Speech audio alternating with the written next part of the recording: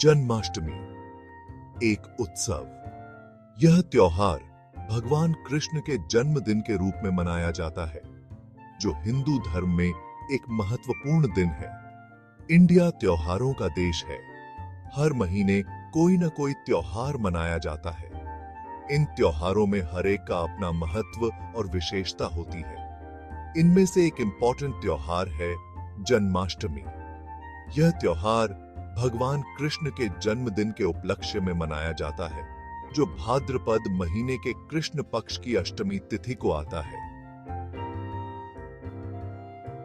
यह त्योहार भगवान कृष्ण के बर्थडे पर मनाया जाता है। इस दिन को विशेष बनाने के लिए लोग कई प्रकार की तैयारियां करते हैं।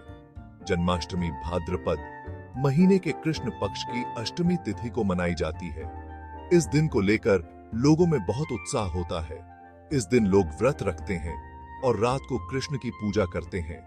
व्रत रखने का उद्देश्य भगवान कृष्ण के प्रति अपनी भक्ति और श्रद्धा को प्रकट करना है।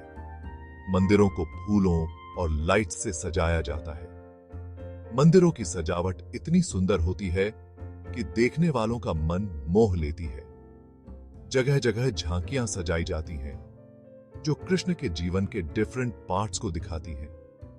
इन झांकियों में भगवान कृष्ण के बाल्यकाल से लेकर उनके जीवन के महत्वपूर्ण घटनाओं को दर्शाया जाता है। जन्माष्टमी का त्योहार हमें प्यार, भक्ति और त्याग का मैसेज देता है।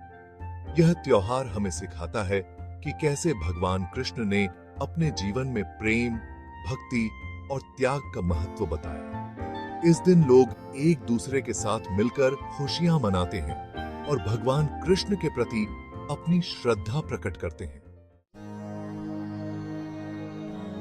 उत्सव का महत्व। उत्सव हमारे जीवन में एक विशेष स्थान रखते हैं। वे न केवल हमारे जीवन में खुशियां और उमंग लाते हैं, बल्कि हमें हमारी सांस्कृतिक धरोहर से भी जोड़ते हैं। जन्माष्टमी केवल एक रिलीजियस त्योहार नहीं है, बल्कि यह एक कल्चरल फेस्टिवल भी है। इस दिन लोग भगवान कृष्ण के जन्म का उत्सव मनाते हैं, जो हमारे जीवन में प्रेम, भक्ति और समर्पण का प्रतीक है। यह त्योहार हमें अच्छाई की बुराई पर जीत का मैसेज देता है। भगवान कृष्ण ने अपने जीवन में हमें सिखाया कि सत्य और धर्म की राह पर चलना ही सच्ची विजय है। भगवान कृष्ण ने अपने जीवन काल में कई राक्षसों को मारा था। उनके जीवन की ये घटनाएं हमें सिखाती हैं कि हमें अपने जीवन में आने वाली हर बुराई का सामना करना चाहिए। उन्होंने अधर्म का नाश करके धर्म की स्थापना की थी। उनके द्वारा स्थापित धर्म के सिद्धांत आज भी हमारे जीवन में प्रासंगिक हैं और हमें सही मार्ग पर चलने की प्रेरणा देते हैं। जन्माष्टमी का त्योहार हमें याद दिलाता है कि हमें हमेशा सच और न्याय के रास्ते पर चलना चाहिए। यह त्योहार हमें यह भी सिखाता है कि हमें अपने जीवन में धैर्य और साहस बनाए रखना चाहिए। हमें बुराई का सामना करना चाहिए और अच्छाई का साथ देना चाहिए। यह त्योहार हमें यह भी सिखाता है कि हमें अपने समाज में फैली बुराइयों के खिलाफ आवाज उठानी चाहिए। यह त्योहार हमें भगवान कृष्ण की टीचिंग्स को अपने जीवन में उतारने के लिए प्रेरित करता है। उनकी शिक्षाएं हमें जीवन में सच्चाई, प्रेम और करुणा के मार्ग पर चलने की प्रेरणा देती हैं। जन्माष्टमी का यह पर्व हमें यह भी सिखाता है कि हमें अपने जीवन में सदैव सकारात्मक सोच रखनी चाहिए और हर परिस्थिति में धैर्य बनाए रखना चाहिए। कंस का अत्याचार। कृष्ण के जन्म से पहले मथुरा पर कंस नाम का एक दुष्ट राजा का राज था। कंस बहुत ही क्रूर और अत्याचारी था। उसने अपने पिता उग्रसेन को कैद कर लिया था और खुद राजा बन गया था। कंस को एक भविष्यवाणी मिली थी कि उसकी बहन देवकी का 8वां बेटा उसका वध करेगा। इस भविष्यवाणी से डरकर कंस ने देवकी और उसके पति वासुदेव को जेल में डाल दिया।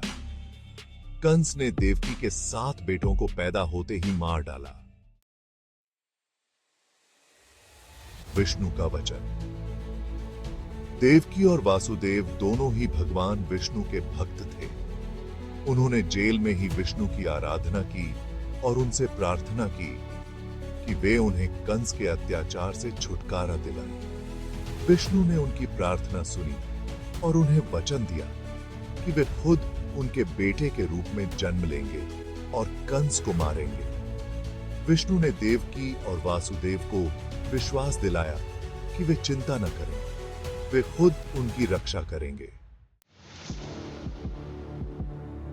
सेक्शन 5। देवकी और वासुदेव देवकी फिर से गर्भवती हुई। कंस और भी डर गया। उसने जेल की सुरक्षा बढ़ा दी। पूरे राज्य में यह बात फैल गई कि देवकी के गर्भ से कोई असाधारण बच्चा पैदा होने वाला है। देवकी और वासुदेव को भी विष्णु के वचन की याद आ रही थी। वे जानते थे कि जल्द ही कुछ अद्भुत होने वाला है। सेक्शन 6। जेल में जन्म भाद्रपद महीने के कृष्ण पक्ष की अष्टमी तिथि को आधी रात को देवकी ने एक बहुत ही तेजस्वी बच्चे को जन्म दिया। उस बच्चे के 4 हाथ थे और उसके शरीर पर पीतांबर और वनमाला थी। जेल में अचानक प्रकाश फैल गया। पहरेदार गहरी नींद में सो गए। जेल के सभी दरवाजे अपने आप खुल गए। सेक्शन 7। यमुना नदी पार। देवकी और वासुदेव ने उस दिव्य बच्चे को पहचान लिया। वे जानते थे कि यह कोई और नहीं बल्कि खुद भगवान विष्णु है। विष्णु ने वासुदेव से कहा कि वे उन्हें गोकुल में अपने दोस्त नंद और यशोदा के यहां छोड़ आए। वासुदेव ने उस बच्चे को एक टोकरी में रखा और यमुना नदी पार करके गोकुल पहुंचे। सेक्शन 8। नंद और यशोदा। गोकुल का यह गांव उस रात विशेष रूप से जीवंत था। हर घर में उत्सव का माहौल था और हर कोई खुशियों में डूबा हुआ था। उस रात गोकुल में नंद और यशोदा के यहां भी एक बच्ची पैदा हुई थी। यशोदा ने अपनी गोद में उस नन्ही सी जान को उठाया और उसकी मासूमियत में खो गई। पूरे गांव में इस खुशी की खबर फैल गई और लोग बधाई देने आने लगे। वासुदेव ने चुपके से उस बच्ची को उठाया और कृष्ण को वहां छोड़ दिया। यह एक बहुत ही साहसिक कदम था, क्योंकि वासुदेव को पता था कि कंस को धोखा देना आसान नहीं होगा। लेकिन भगवान की कृपा से वे सफल रहे और कृष्ण को सुरक्षित रूप से नंद और यशोदा के पास छोड़ आए। वे वापस मथुरा आ गए और बच्ची को देवकी के पास सुला दिया। देवकी ने जब अपनी गोद में उस बच्ची को देखा तो उनकी आंखों में आंसू आ गए। उन्हें नहीं पता था कि यह बच्ची कौन है, लेकिन उन्होंने उसे अपने बच्चे की तरह ही प्यार किया। सुबह होते ही कंस को पता चला कि देवकी ने एक बच्ची को जन्म दिया है। कंस को यह सुनकर बहुत गुस्सा आया, क्योंकि उसे भविष्यवाणी के अनुसार एक लड़के से खतरा था, न कि लड़की से। लेकिन फिर भी उसने सोचा कि यह बच्ची भी उसके लिए खतरा हो सकती है। कंस ने उस बच्ची को मारने की कोशिश की, लेकिन वह बच्ची आसमान में उड़ गई और देवी योगमाया के रूप में प्रकट हुई। देवी योगमाया ने कंस को चेतावनी दी कि उसका विनाश निश्चित है और वह अपने पापों का फल अवश्य भोगेगा। यह सुनकर कंस और भी अधिक भयभीत हो गया। सेक्शन 9। कृष्ण का बचपन। इस तरह भगवान विष्णु ने कृष्ण के रूप में जन्म लिया। कृष्ण का पालन पोषण नंद और यशोदा ने किया। कृष्ण बचपन से ही बहुत ही नटखट और शरारती थे। वे माखन चुराते, गोपियों के साथ रासलीला करते और गायें चराते थे। कृष्ण ने अपने बचपन में ही अनेक राक्षसों को मारा और लोगों की रक्षा की।